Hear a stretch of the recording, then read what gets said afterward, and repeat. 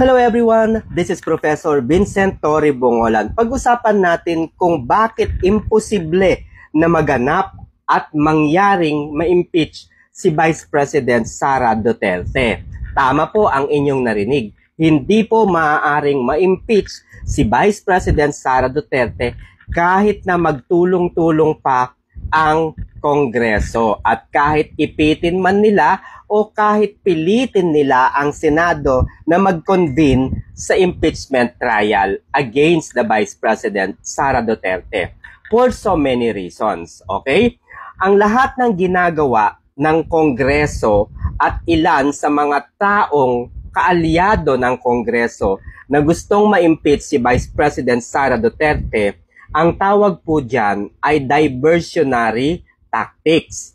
Ibig sabihin, gumagawa sila ng ibang bagay, ibang paraan upang makagawa si Vice President Sara Duterte ng pagkakamali na magiging dahilan upang ito ay mapatalsik sa kanyang pwesto. Kasi kung gagawin nila sa legal na pamamaraan ang pagpapatalsik kay Vice President Sara Duterte, hindi po nila ito kayang gawin. Bakit? Dahil wala po silang sapat na ebidensya para mapatunayan ang kanilang sinasabi against the Vice President Sara Duterte.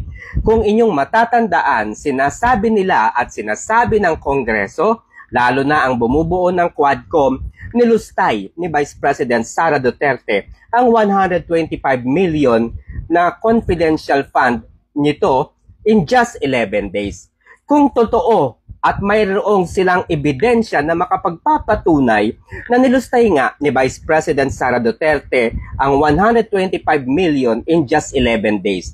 Kung ito ay ginamit ni Vice President Sara Duterte sa maling pamamaraan at sa maling bagay, then bakit hindi sila nag-file ng plunder o kaya malversation of funds against the Vice President Sara Duterte? Ang kasong plunder at malversation of funds ay isa pong crime, isa pong krimen, no? Na ito po yung tinatawag nating criminal actions. So kapag criminal actions po ito or criminal offense, hindi po ito available.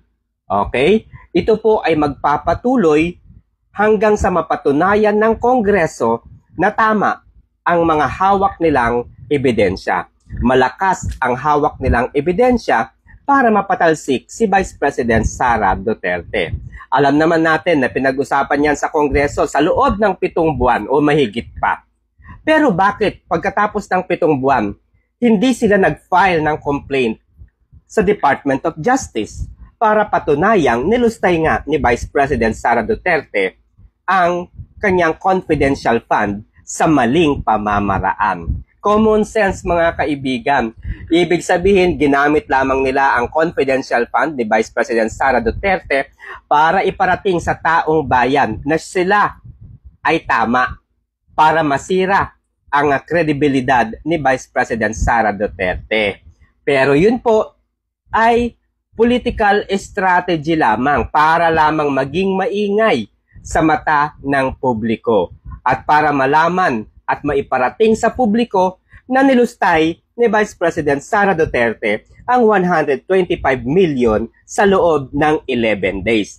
Ito ay ingay lamang na walang katotohanan, walang matinding ebidensya o mabigat na ebidensya na makapagpapatunay na ginastos nga ito ni Vice President Sara Duterte sa maling pamamaraan. Okay? Dahil kung ako po, no, ang isang investigador, for example, na patunayan ko na nilustay nga ni Vice President Sara Duterte ang 125 million na kanyang confidential fund, idediretso ko po ito, no, sa Department of Justice. Okay? Common sense mga kaibigan. Common sense lamang yan. So sa mga loyalista, kung kayo ay tanga, wala po tayong magagawa dyan. Kasi ganyan po talaga ang ugali ng mga loyalista. Alam nilang mali, pero pinagpipilitan nilang sila ay tama. Kasi nga mahirap kausap ang bobo. Kasi sa mata ng bobo, ang lahat ng kanilang iniisip ay tama. Kaya mahirap makipag-usap, makipagdiskusyon sa bobo. Okay, so iyan ay isa lamang sa mga diversionary tactics na ginagawa ng Kongreso o ng kalaban ni Vice President Sara Duterte. Ngayon, para mapatalsik si Vice President Sara Duterte, ano po ang ginagawa ng Kongreso o ng Quadcom o ng mga kalaban ni Vice President Sara Duterte? Kinakailangan nilang galitin, gipitin si Vice President Sara Duterte para ang ating Vice Presidente ay mawalan ng direksyon. No, ginagalit nila si Vice President para nang sa gayon ay hindi makapag-isip ng tama. Pero nagkakamali sila dahil napakahusay ng ating Vice Presidente. Kung inyong matatandaan, ginipit nila, kinawawa nila ang Chief of Staff ni Vice President Sara Duterte na si Attorney Zulaika Lopez. Dahil malapit si Attorney Zulaika Lopez kay Vice President Sara Duterte and vice versa, siyempre, yung loob ni Vice President doon sa kanyang Chief of Staff at sa iba pa nitong mga tauhan, malamang ay magagalit itong Vice Presidente natin, lalo pat nalagay sa buhay, no, naalanganin o nalagay sa alanganin ang buhay ng kanyang Chief of Staff and at the same time, kaibigan. So kung ako po ang kaibigan ni Attorney Zulaika Lopez, magagalit din ako at magpupuyos sa galit. Pero dahil nga alam ni Vice President Sara Duterte na ito ay panggigipit lamang upang siya ay makagawa ng bagay na ikasisira mismo ng kanyang pangalan. At ito na nga po ang nangyari. Sa galit ni Vice President Sara Duterte, dahil nga sa ginawa sa kanyang Chief of Staff, ay nagkandak ito o nagsagawa ito ng Zoom meeting na kung saan ay nabanggit ni Vice President Sara Duterte na kapag siya ay pinatay, mayroon na siyang nakausap na tao para patayin itong si President Bongbong Marcos Jr., Liza Araneta Marcos, at si House Speaker Martin Romualdez. Ginamit ito ng pulis, ng kapulisan, para pag-aralan kung anong kaso ang maaaring nilabag si Vice President Sara Duterte. Pero hindi po ito nagtagumpay. Nagsampa sila ng kasong grave threats against the Vice President Sara Duterte and anti-terrorism law. Baka raw na violate ito ni Vice President Sara Duterte. Pero hindi po ito nangyari dahil wala pong krimen ang ginawa, no, si Vice President Sara Duterte. Ibig sabihin, wala pong krimen doon sa kanyang pagsasabi. Bakit? Kailangan kasing mayroong matibay na elemento na kung saan yung elementong yun ang magdidiin sa Vice President. Kaya lamang yung elementong yun ay kailangan munang masatisfy o mangyari para masabing mayroon ngang grave threats sa bagay na ito. Ano po yung elemento na yun? Kapag pinatay siya. Ang problema ay buhay po si Vice President Sara Duterte. Ibig sabihin, kung hindi po namamatay si Vice President Sara Duterte, kung hindi siya pinatay, ibig sabihin, hindi kikilos yung tao na kanyang nakausap para ipaghiganti yung kanyang kamatayan.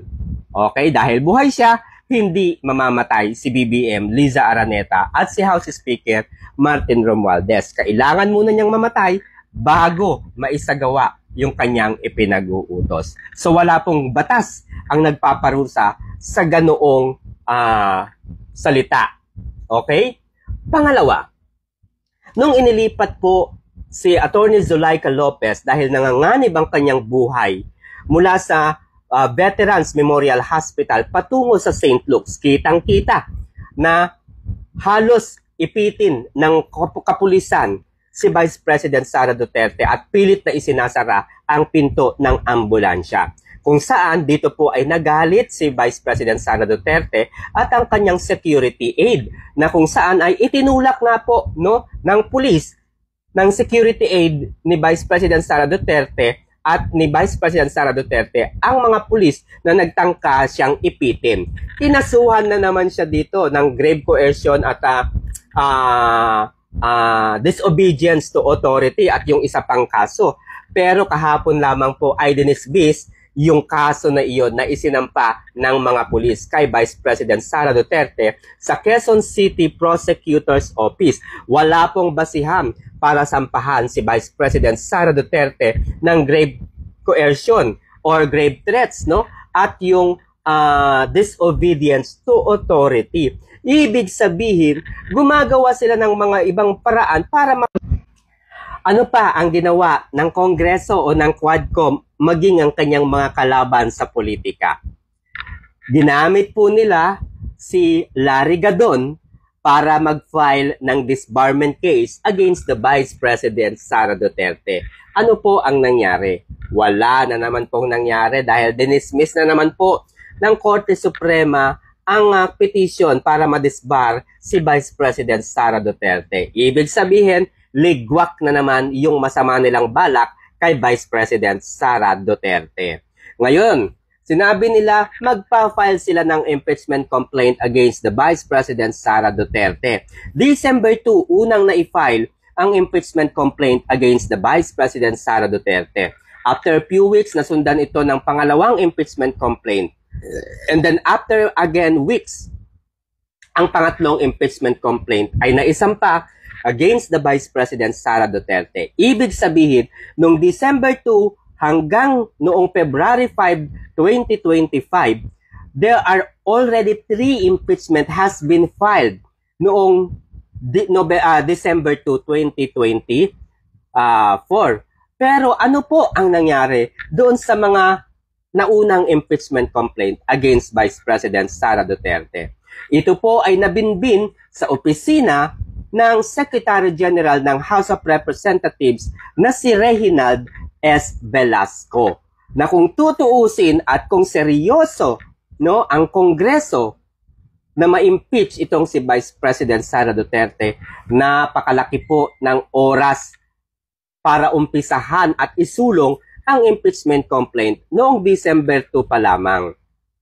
Pero hindi po nila ito ginawa. At ang sabi pa nga po ni Congressman Ace Barbers, hindi nila priority ang impeachment complaint against the Vice President Sara Duterte during that time. Bakit hindi nila priority? Dahil kampante po sila na December 30 ay pipirmahan na ni President Ferdinand Romualdez Bongbong Marcos Jr. ang General Appropriations Bill o ang Enrolled Bill, okay, for the 2025 National Budget. Kaya kampante po sila kasi nga sabi nga ni House Speaker Martin Romualdez, hinihintay na lamang yung oras at pipirma na si President Bongbong Marcos Jr. At nangyari nga ang pirmahan noong December 30, 2024. Ang akala ng mga kongresistang ito ay pulido na ang kanilang ginawang panluloko sa taong bayan sa pamamagitan ng pagpapalusot sa 2025 National Budget. Pero dumating po ang 2025, January 2025, nakalimutan yata nila na si Congressman Isidro Ungab ay dating General Appropriations Committee Chairman. Alam niya ang proseso pagdating sa 2020, pagdating po sa National Budget. At pagdating nga po ng January, kinakailangang maglabas ng kopya kaagad ang Kongreso o ang Senado. At yun nga po ang tinatanong niya doon sa kanyang privilege speech. Bakit nakaraan na ang 1 linggo, 2 linggo, wala pang nakikitang kopya? No? At dito nga po siya nagsagawa ng kanyang mga pag-aaral at research at dito niya natuklasan na mayroong anomalya sa bicameral committee report for the 2025 National Budget. At marami nga po siyang nakitang mga blanco doon sa 2025 budget. Okay?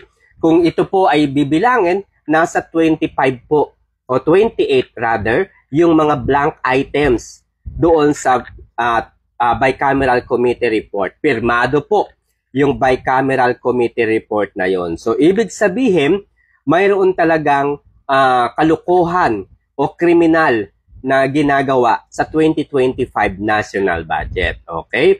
So, ikinuwento ito ni Congressman Isidro Ungab kay dating Pangulong Rodrigo Roa Duterte, kasabay po si Attorney Martin Delgra at Attorney Vic Rodriguez. In-expose nila ito sa publiko. Mga abogado yan, mga kaibigan. Hindi po sila pwedeng mag-expose at magpahayag ng mga bagay na wala po silang maipakitang ebidensya dahil sila po ang babalikan ng husgado kung na magkataon na wala silang maipakitang pruweba. Okay?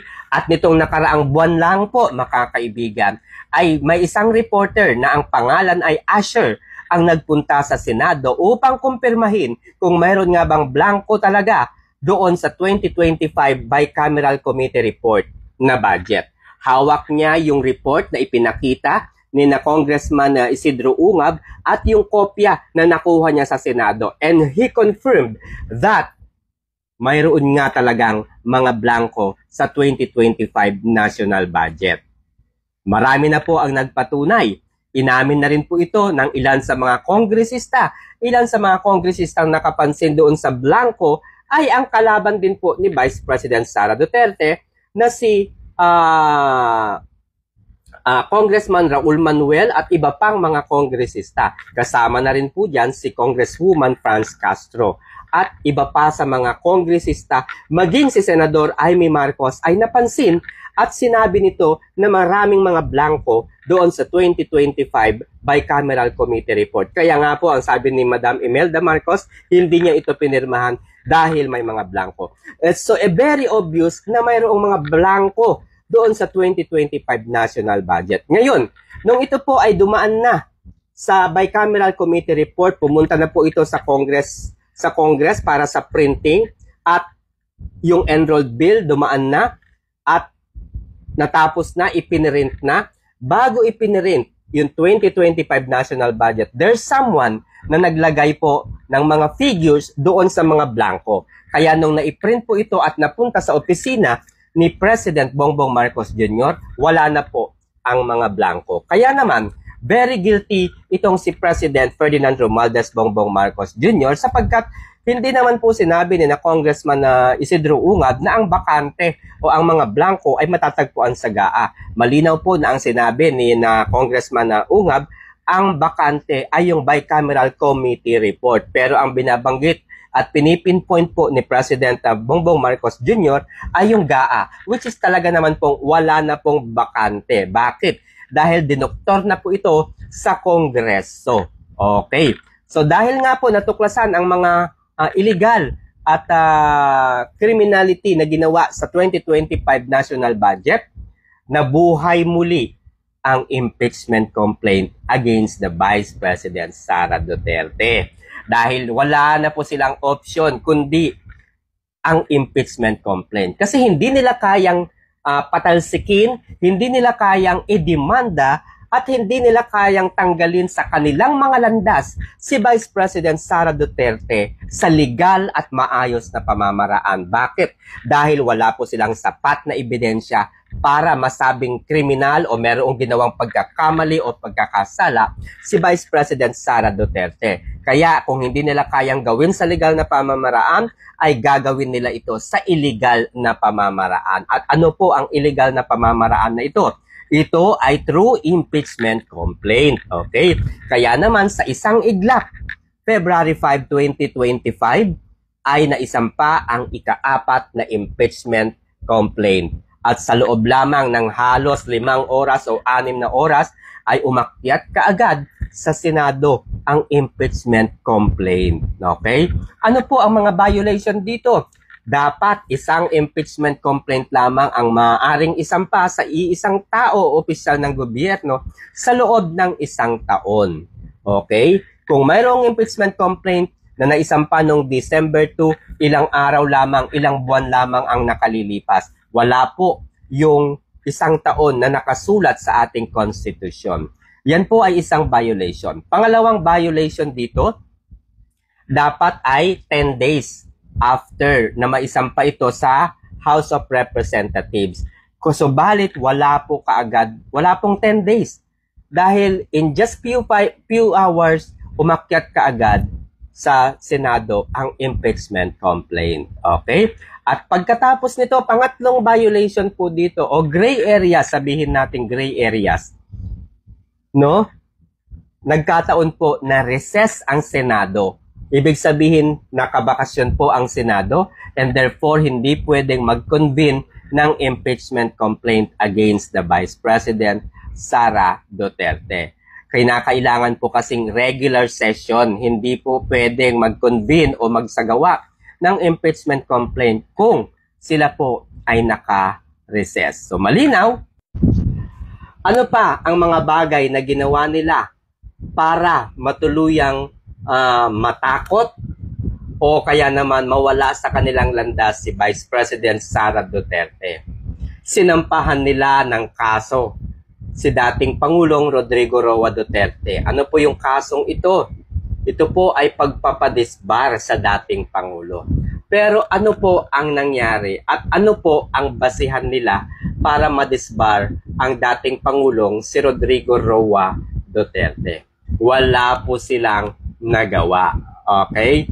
Lalo po silang natakot at patuloy na kinakabahan dahil lumabas na ang mga abogado natutulong sa ating vice-presidente kung sakaling ipagpilitan ng mga kongresistang ito na matuloy ang impeachment complaint against the Vice President Sara Duterte. Siyempre, kauna-unahan po dito ang isang batikang debater sa UPLB na isang abogada. Okay, si Attorney Sheila.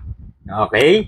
Yan po ay isang napakahusay na abogada, batang-bata, pero ang laman ng kanyang utak talaga namang ito po ay sabihin na nating mas maraming alam kumpara sa prosecutors ng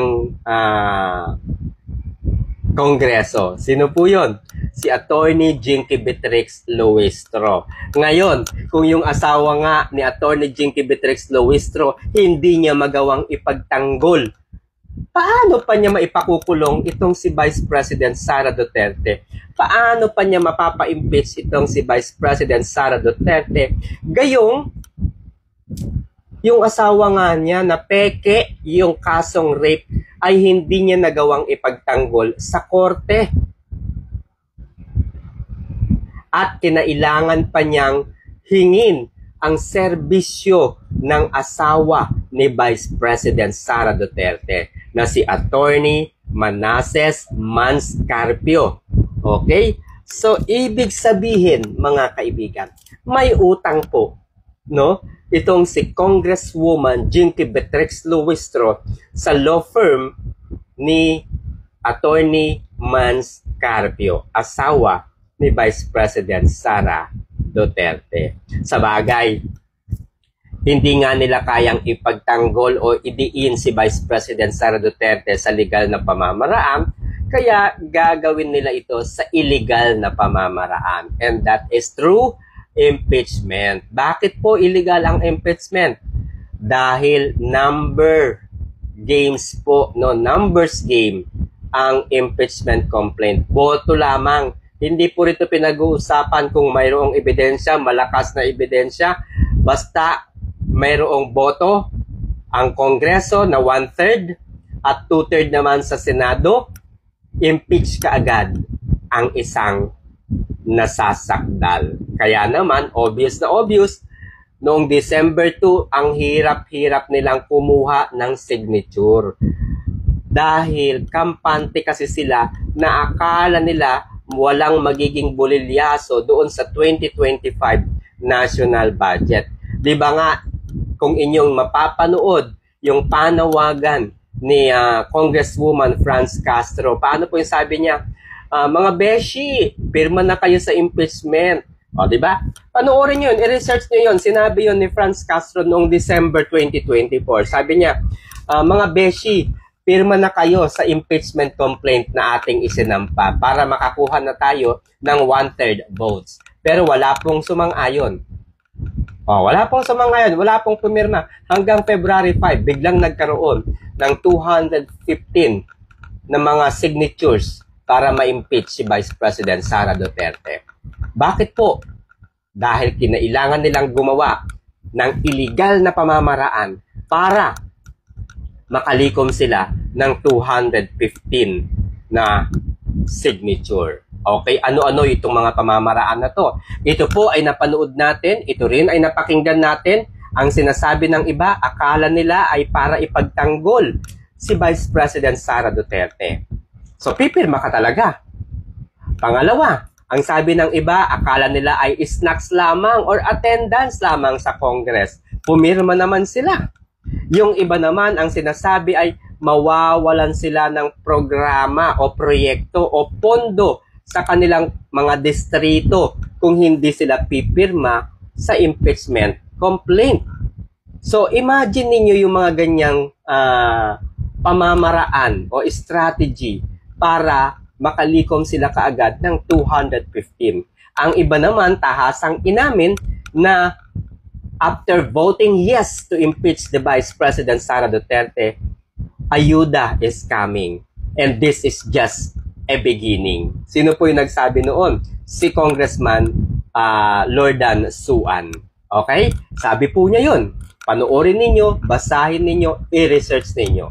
So, ibig sabihin, hindi lahat ng 215 congressmen na pumirma sa impeachment complaint at nadagdagan pa nga po ito ng 25 kaya naging 240 ang congressmen na pumirma sa impeachment complaint dahil ito ay may kapalit na pera.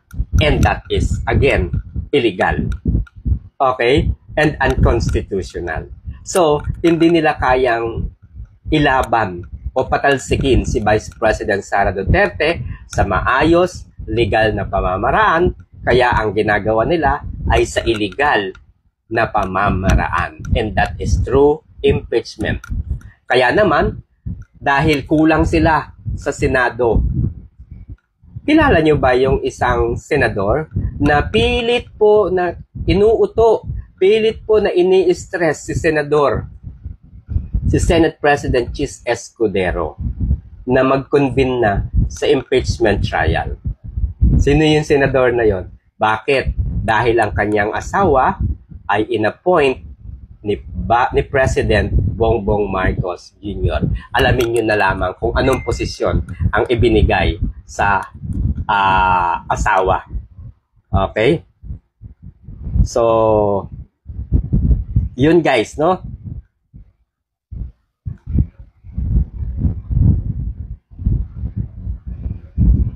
Alright? So, ano pa? Yung dapat natin pag-usapan. Yung mga kaso na wala na silang maiano na-dismiss na lahat eh. Yung grave threats, coercion. Teka, tingnan ko nga. Parang wala na. Na-i-ano na nila lahat. Oo, na-i-file na nila lahat kay Sara Duterte. Wala na. Kumbaga wala na silang maibato pang kaso kay Vice President Sara Duterte. They exerted all their efforts or strategies para ma-impeach itong si Vice President Sara Duterte. Kasi ito, dismiss na to. Direct assault, grave coercion, disobedience to authority. Na-dismiss na to kahapon. No? February, ano ba kahapon? February 5, tama? O yun, dismiss na yun guys. So, wala nang kaso kay Vice President Sara Duterte. Okay? Dahil wala na silang maisip na kaso kay Vice President Sara Duterte, the only solution ay impeachment complaint. At kapag hindi po natuloy ang impeachment complaint against the Vice President Sara Duterte, asahan ninyo, mark my word, ang 240 na pumirma sa impeachment trial ay mawawalan na po ng pagkakataong makapaglingkod pa o makapagtrabaho pa sa gobyerno. Dahil tiyak na po na ang susunod na Pangulo ng Pilipinas sa 2028 ay walang iba kundi si Vice President Sara Zimmerman Duterte. Ayan. Kaya naman mga kaibigan, kung nais ninyong maging bahagi ng analysis na ganito, please comment your thoughts about the investigations. Sa mga sinabi ko, kung kayo po ay agree, kung kayo po ay naniniwala at tama ang aking mga sinasabi, comment down.